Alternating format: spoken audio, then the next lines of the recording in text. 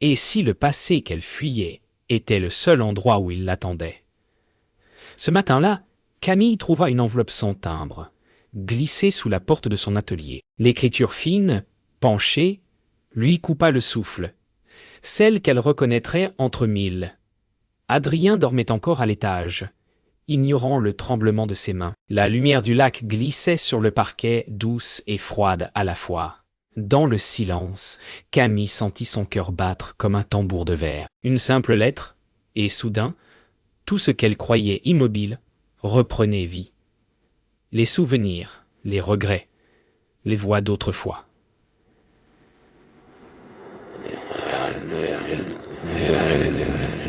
Elle n'osa pas ouvrir tout de suite. Parce qu'au fond, elle savait que ce papier contenait la fin du bonheur qu'elle avait construit de toutes pièces. Adrien descendit les escaliers, encore à moitié endormi, ses cheveux en bataille. Camille tenta un sourire, dissimulant le tremblement de sa voix. Elle servit le café, parla de la météo, du marché du dimanche, de tout sauf de la lettre. Il posa sa main sur la sienne, lui dit qu'elle semblait ailleurs. Elle rit, trop fort, trop vite. Dans le reflet de la cafetière, elle aperçut son propre visage, et ce regard qu'elle ne reconnaissait plus. Dès qu'Adrien quitta la maison, Camille retourna à l'atelier. Ses doigts cherchaient machinalement la cachette sous le plancher, là où elle gardait les souvenirs interdits. Le bois grinça, révélant une boîte en métal couverte de poussière. À l'intérieur, des photos, des lettres, et ce carnet noir qu'elle n'avait jamais eu le courage de brûler. Le passé ne dormait pas, il attendait juste qu'on l'écoute. Le soir, Adrien revint avec son appareil photo. Il voulait la photographier yoguer juste comme ça, pour la lumière du soir. « Oh !» disait-il. Elle accepta, mal à l'aise. Sous son objectif, elle sentit le poids de son secret peser sur chaque regard. Le clic de l'obturateur résonnait comme un compte à rebours. La nuit tomba sur la maison. Dans le lit, Adrien l'enlaça doucement, murmurant qu'il n'avait jamais été aussi heureux. Camille ferma les yeux, tentant d'y croire. Mais sous l'oreiller, la lettre l'attendait, intacte, brûlante contre sa peau. Cette nuit-là, Camille n'avait presque pas dormi. À l'aube, elle prit la lettre et l'ouvrit enfin. Le papier était jauni, mais l'écriture de Julien n'avait rien perdu de sa clarté. Quelques lignes seulement. « Je ne suis jamais parti, Camille.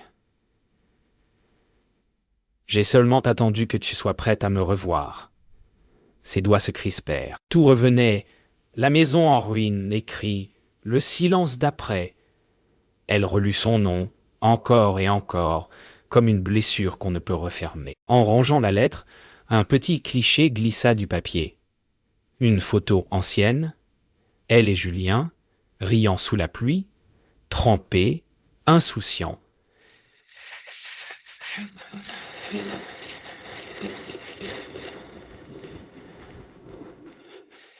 Elle se revit jeune, libre, vivant. Adrien entra soudain, demandant si tout allait bien. Elle répondit séga, « Oui. » « Oui » sans détourner le regard du passé. Il s'approcha, posa une main sur son épaule, et le cliché tomba au sol, face contre terre. Le téléphone sonna en plein après-midi. Numéro inconnu. Elle hésita, puis décrocha. Une respiration d'homme, lente, presque tremblante. Yo, la voix de Julien.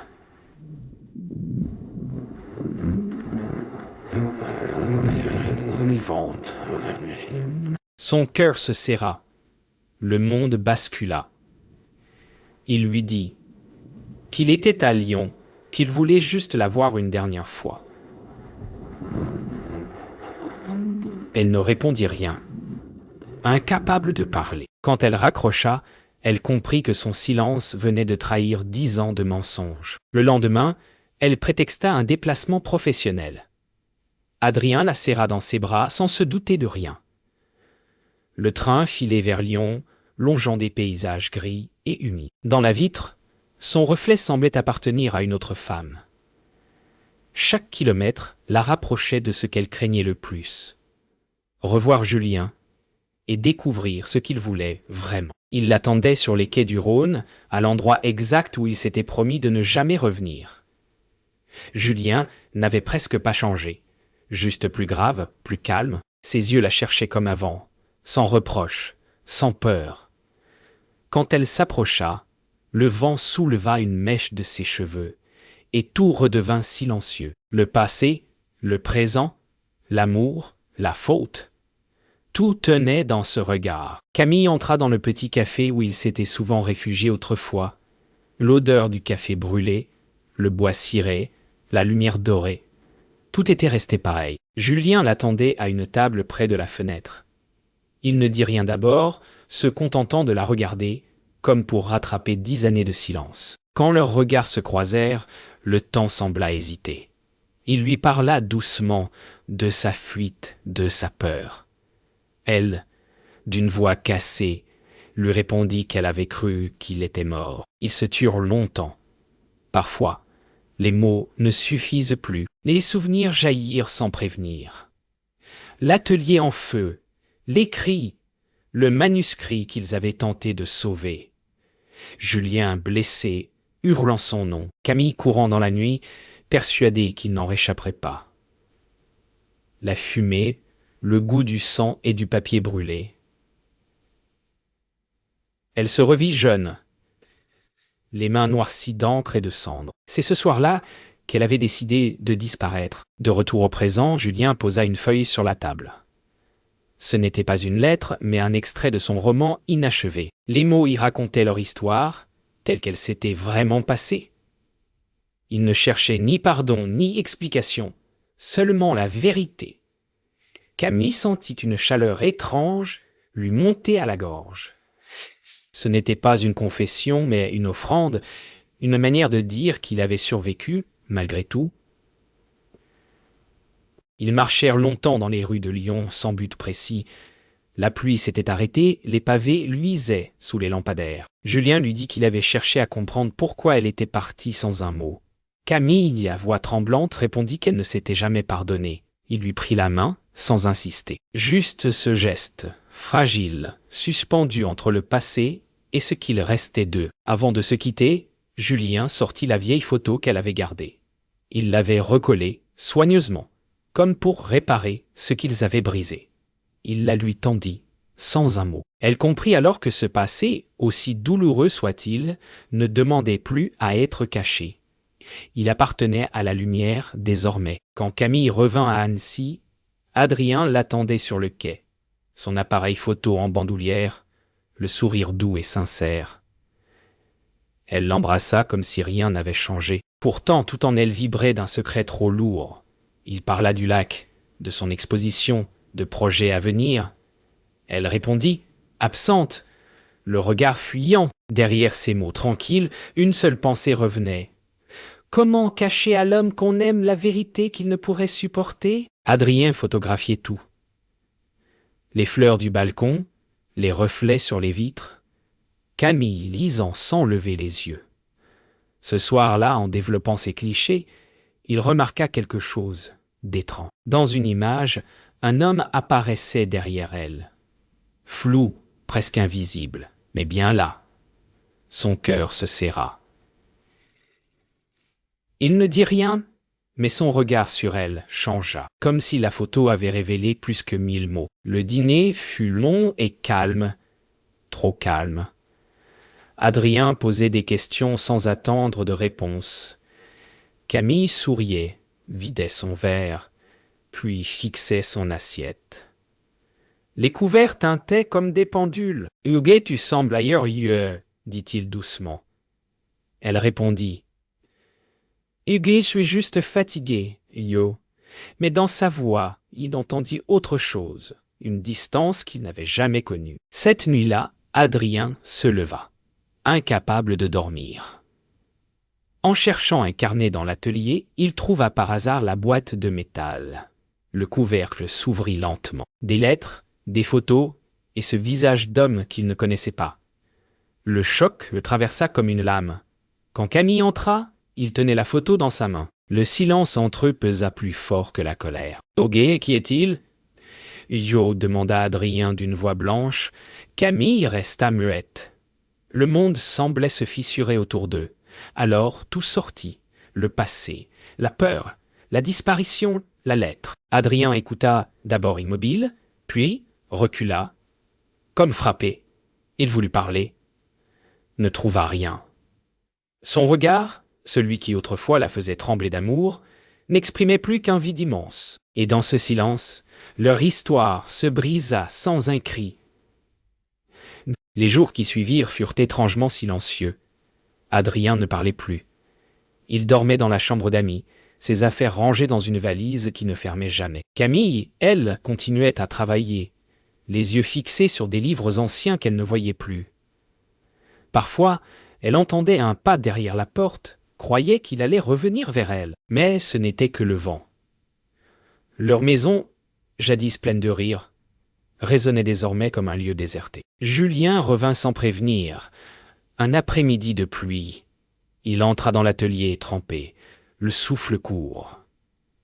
Camille voulut lui dire de partir, mais les mots restèrent coincés. Il n'était pas venu pour la reprendre, ni pour se venger, seulement pour lui rendre la lettre qu'elle avait laissée derrière elle, celle qu'elle s'était écrite à elle-même, il y a 10 ans. Son regard portait la fatigue de ceux qui ont trop aimé, trop attendu. Elle prit la lettre des mains de Julien. Reconnaître sa propre écriture la bouleversa. Si un jour tu lis ces mots, c'est que tu as oublié pourquoi tu t'es enfui.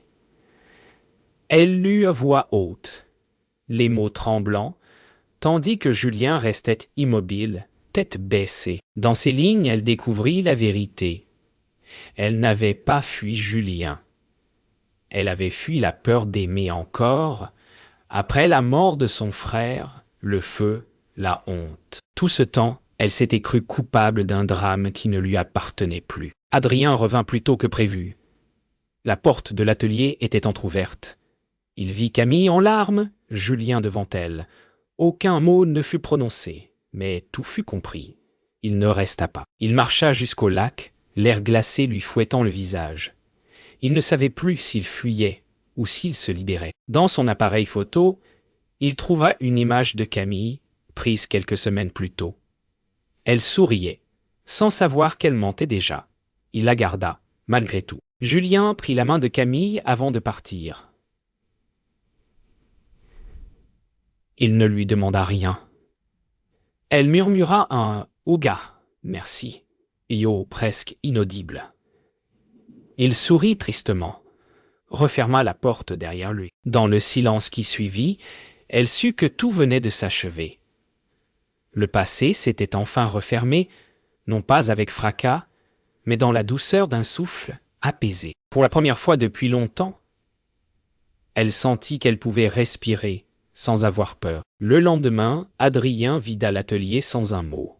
Camille resta immobile, le regard perdu sur le cadre vide accroché au mur. C'était là que pendait l'une de ses photos préférées. Eux deux, riant sous la pluie. À présent, il n'y avait plus rien. Elle sentit le vide s'étirer en elle, comme un fil qu'on tire jusqu'à ce qu'il casse. Tout semblait identique autour d'elle. Pourtant, chaque objet pesait d'un souvenir, devenu trop lourd. Avant de partir, Adrien la rejoignit dans le salon. Il tenait une photo, la dernière qu'il avait prise d'elle. « Yoguet, je ne veux pas te détester, yo », dit-il simplement. Elle voulut répondre, mais aucun mot ne vint. Il posa la photo sur la table, effleura son visage, puis s'éloigna sans se retourner.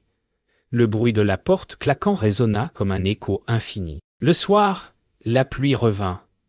Violente, continue, obstinée. Camille marcha longtemps près du lac, sans parapluie. Les éclairs déchiraient le ciel.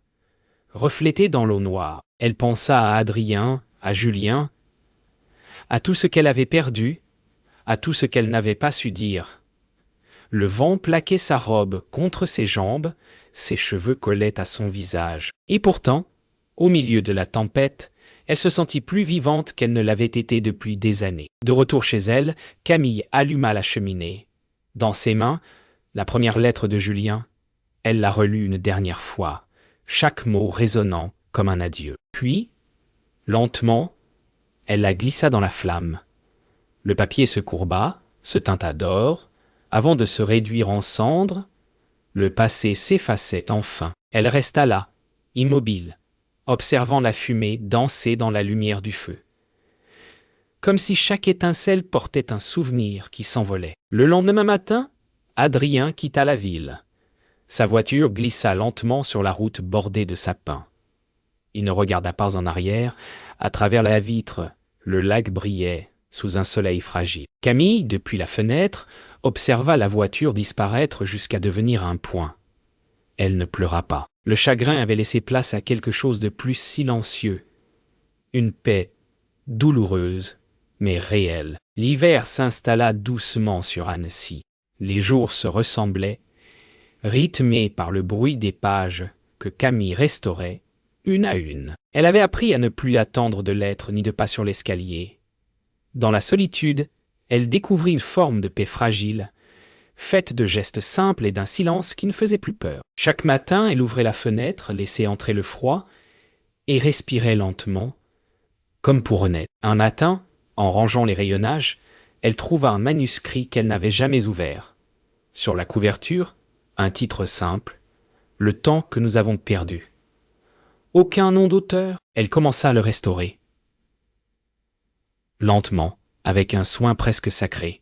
En le lisant, elle comprit qu'il racontait son histoire, celle de deux âmes séparées par la peur et réunies par le pardon. Et au bas de la dernière page, un nom, Julien Morel. Quelques semaines plus tard, elle apprit qu'une galerie exposait les photos d'Adrien. Elle hésita longtemps, puis décida d'y aller. Dans la salle blanche, les murs étaient couverts de portraits. Et là, au centre, une photo d'elle, celle qu'il avait prise avant que tout s'écroule. Elle souriait, yeux mi-clos, baignés de lumière. Le titre de l'œuvre, Camille, lumière du matin. Elle sentit ses yeux se mouiller, mais son cœur resta calme. Il avait compris lui aussi. À l'aube suivante, elle marcha jusqu'au lac. Le ciel se teintait de rose pâle, les montagnes encore endormies. Elle s'assit sur le vieux banc où Adrien aimait photographier la lumière. Le vent portait une odeur d'eau et de bois humide. Elle ferma les yeux, sentit le froid contre sa peau, et pour la première fois depuis longtemps, elle sourit. Un vrai sourire, sans peur ni nostalgie. Quand le soleil se leva complètement, la lumière inonda tout. Camille sortit de son sac le livre restauré et le posa sur le banc. Le vent feuilleta doucement les pages, comme une main invisible. Dans ce murmure, elle entendit toutes les voix du passé se fondre en une seule, celle du pardon. Elle se leva, marcha lentement vers la ville. Le lac derrière elle brillait d'une clarté nouvelle, comme si la vie, enfin, lui rendait la lumière qu'elle avait perdue.